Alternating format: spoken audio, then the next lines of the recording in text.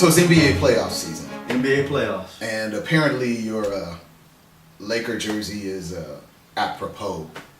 I got a question for you. You like me, you watch every Laker game, Yeah.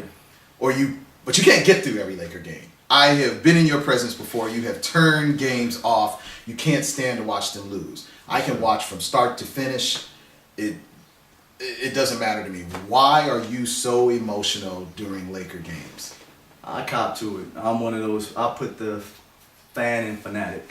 You know, I take them very emotionally. I love it when they win, and I celebrate to the fullest. And when they lose, it changes my attitude. It changes my mood. And if I'm not particularly up for a loss that day, and they're pissing me off with some bad plays, some soft play, the energy isn't there. Instead of setting myself up knowing that I'm gonna have a bad night, I turn the game off. But I remember I'm not even proud of it because I've always been like that. I've been like that since I was in middle school, actually. Wow, because I remember when we got Pau Gasol a couple of years ago, one of the things that you said is, I hope we just run through teams every night. Right. And I'm like, I don't want to run through teams every night. I want to see good, competitive basketball. Yeah. And I'm a Laker fan too. I mean, I watch every game. Does that make me a fanatic though? I mean, I'm not one of those kind of guys that, wants to go tear up my house or go beat up on somebody when they lose. And I'm not one of those kind of people that takes to the streets and starts burning up stuff when they win. But I definitely want to set the record straight. I get emotional, but I'm not turning cars over, and I'm not setting cars on fire or slapping somebody up because the Lakers lose. But I am emotionally invested in it, and I think that we're both fans, but I am a fanatic, and that it affects my night. A win, I'm on cloud nine. A loss, don't call me. Give me a minute. And see, and I believe in keeping things in perspective. I'm an NBA fan, a fan of the game. Yeah. And I like seeing all types of teams come in and compete. I want to see close, nail-biting games. And see, I think even with against my own team, even if my own team takes a loss that night, I do believe in moral victories. Sometimes there are no moral victories. There are people, I know there's some people who may not feel that, but as a kid who played sports in school, I always knew that part of winning was also understanding the concept of losing. Yeah, and that's true, but there's only W's and L's.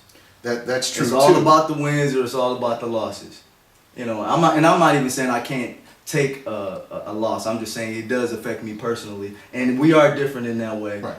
Because you do enjoy the Laker games, and you enjoy any sporting event, and you like to see close games. If it's my team and I have a rooted, vested interest in them, I want to see them cream the other team. I want them to sweep them across the floor, mop them up.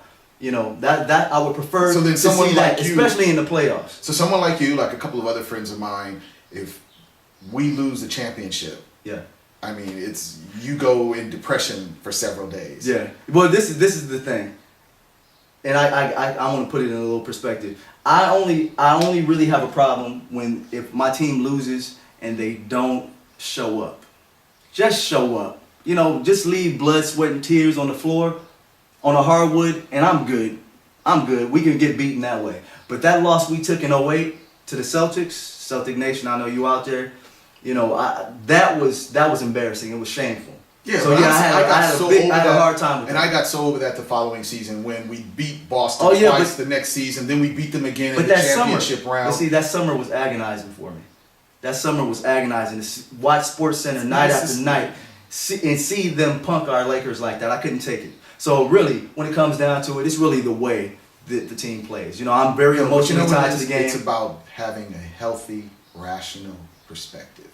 And you know what? With sports, unfortunately with sports, that's the way they engage people and fill up arenas and stadiums night after night. They get you emotionally charged. A lot of people live vicariously with their teams, and I do to a certain extent too. When Kobe is flying through the air dunking on people, I feel like I dunked on him a little bit too. Yeah, and I feel that way even too. though it's irrational, but that's entertainment.